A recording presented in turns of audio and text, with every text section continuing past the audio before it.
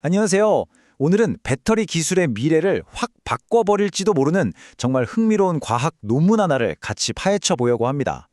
바로 차세대 배터리의 핵심이죠. 리튬 금속을 레이저로 어떻게 다룰 것인가에 대한 이야기인데요. 자, 한번 제대로 들어가 볼까요? 여러분, 스마트폰이나 노트북, 요즘엔 전기차까지 우리가 매일 쓰는 이런 기기들 배터리 때문에 답답했던 적 다들 한 번쯤은 있으시죠? 아니, 왜 배터리 기술은 이렇게 더디게 발전하는 걸까? 이런 생각 안 해보셨어요? 자, 그 해답이 바로 리튬 금속에 있을지도 모릅니다. 이게 어느 정도냐면요. 배터리 음극재계의 성배다 이렇게 불릴 정도예요. 이론적으로만 보면 지금 우리가 쓰는 흑연보다 용량이 무려 10배, 10배나 더 큽니다. 정말 어마어마한 잠재력이죠. 아니, 근데 이렇게 좋은 걸 왜 아직 안 쓰고 있는 걸까요? 뭔가 이유가 있겠죠? 맞습니다. 이 리튬 금속이요. 치명적이라고 할 수 있는 아주 위험한 문제 두 가지를 딱 안고 있기 때문이에요. 그 첫 번째 문제가 바로 덴드라이트라는 녀석입니다. 이게 뭐냐면 충전할 때 배터리 안에서 아주 작고 뾰족한 금속 바늘 같은 게 막 자라나는 거예요. 상상만 해도 끔찍하죠? 이게 내부를 마구 찔러서 망가뜨리다가 결국엔 화재나 심지어 폭발까지 일으킬 수 있는 겁니다. 그리고 두 번째 문제. 이건 어쩌면 더 근본적인 문제일 수 있어요. 리튬의 최악의 적이 뭐냐? 바로 공기입니다. 네, 그냥 우리가 숨쉬는 이 공기요. 리튬은 공기 중에 있는 아주 약간의 수분만 만나도 정말 격렬하게 반응해버리거든요. 이게 얼마나 심각한지 한번 보세요. 논문에 나온 사진인데 처음엔 이렇게 반짝이는 은백색이에요. 아주 깨끗하죠?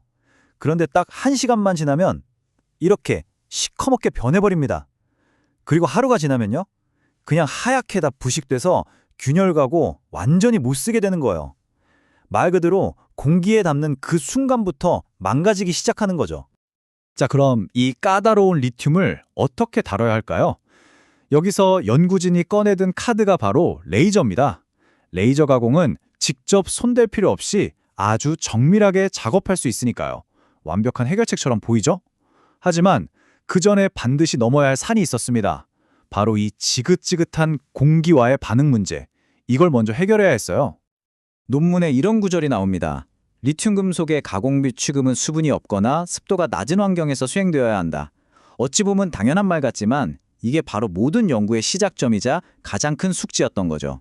그러니까 뭘 하든 일단 리튬을 공기로부터 완벽하게 지켜내야만 했던 겁니다. 자, 그래서 연구진이 어떻게 했느냐? 정말 기발한 해결책을 내놓습니다. 아예 리튬만을 위한 안전금고를 직접 만들어버린 거예요. 외부와 완벽하게 차단된 맞춤형 초건조 챔버, 이걸 직접 설계하고 제작한 거죠. 이 챔버를 만들 때 목표는 딱 3가지였습니다. 아주 명확해요. 첫째, 일단 내부를 극한으로 건조하게 만들자. 둘째, 그 건조한 상태를 계속 유지하자. 그리고 셋째, 제일 중요한 거죠. 레이저 빔이 유리를 뚫고 안에 있는 리튬까지 정확하게 도달하게 하자. 이 3가지였습니다. 그래서 목표로 잡은 이슬점이 얼마였냐면요. 영하 15도였습니다. 이슬점이라는 게 공기 중의 수증기가 물방울로 맺히기 시작하는 온도인데 이게 영하 15도라는 건 정말 어마어마하게 건조하다는 뜻이거든요. 이 정도는 돼야 리튬이 안전해지는 거죠. 과연 목표를 달성했을까요? 결과는 목표를 아득히 뛰어넘었습니다.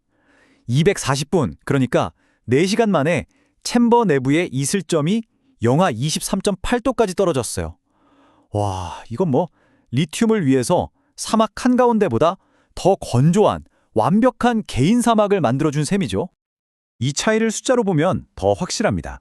바깥 공기의 상대 습도가 32.8%였을 때 이 리튬 안전금고안은 얼마였을까요? 고작 2.3%였습니다. 32.8% 대 2.3%. 거의 14배 이상 더 건조한 환경을 만들어낸 거예요. 대단하죠? 자, 이렇게 리튬을 위한 완벽한 환경이 만들어졌습니다. 드디어 진짜 실험을 시작할 수 있게 된 거죠. 그런데 잠깐, 아직 하나가 더 남았습니다. 바로 챔버에 뚫어놓은 유리창. 이 유리창이 레이저에 어떤 영향을 미치는지 이것부터 아주 정밀하게 계산해야 했어요. 아무래도 레이저가 유리를 통과해야 하니까 어쩔 수 없이 약간의 통행세를 내야 했습니다. 레이저 파워가 조금 손실되는 거죠. 이 표를 보면 4%에서 7% 정도 손실된다고 나오는데 에이, 그거밖에 안 돼! 라고 생각하실 수도 있어요. 하지만 이런 정밀 가공에서는 이 작은 오차 하나가 결과 전체를 바꿔버릴 수 있기 때문에 이 손실률까지 정확하게 계산해 둬야 했던 겁니다. 근데 단순히 파워만 줄어드는 게 아니었어요. 더 중요한 문제가 있었습니다. 바로 레이저의 초점이 미세하게 틀어진다는 거였죠. 얼마나 틀어졌냐면 400 마이크로미터. 이게 머리카락 굵기 정도거든요.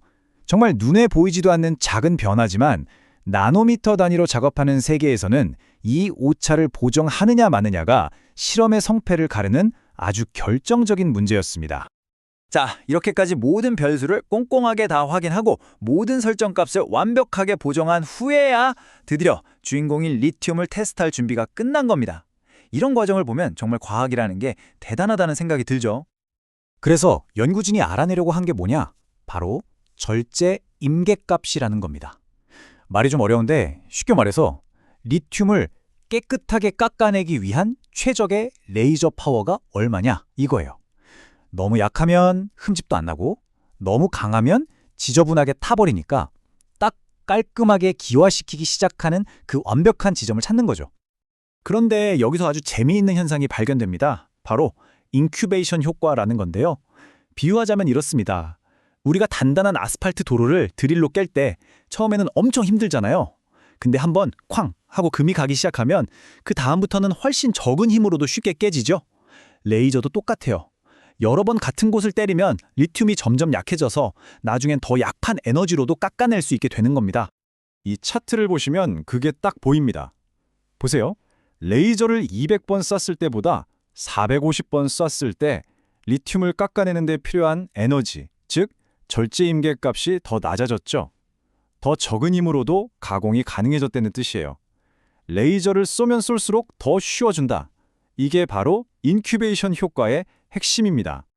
자, 그럼 지금까지 알아본 이 모든 발견들, 초건조 챔버, 레이저 출력 보정, 절제 임계값, 인큐베이션 효과.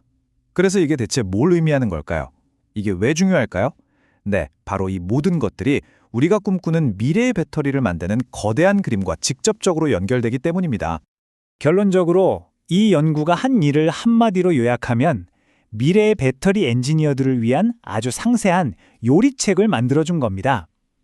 리튬이라는 까다로운 재료를 안전하게 손질하는 법, 최고의 맛을 내기 위한 최적의 불세기, 레이저 에너지, 그리고 여러 번 익혔을 때 인큐베이션 효과, 재료가 어떻게 변하는지까지 이 모든 레시피를 제공해서 앞으로 리튬 금속 배터리를 대량 생산할 수 있는 기술적인 토대를 마련한 거죠. 자, 이제 가장 중요한 질문이 남았죠. 이 멋진 레시피가 나왔는데 이걸로 요리한 따끈따끈한 배터리가 우리 자동차나 스마트폰에 들어오려면 과연 얼마나 더 기다려야 할까요? 물론 아직 가야 할 길이 멀 겁니다. 하지만 이런 기초 연구가 없었다면 시작조차 할 수 없었겠죠. 이 연구는 분명 배터리 혁명을 향한 정말 중요하고 의미 있는 첫걸음입니다. 앞으로 이 기술이 우리 삶을 어떻게 바꿀지 정말 기대되지 않으세요?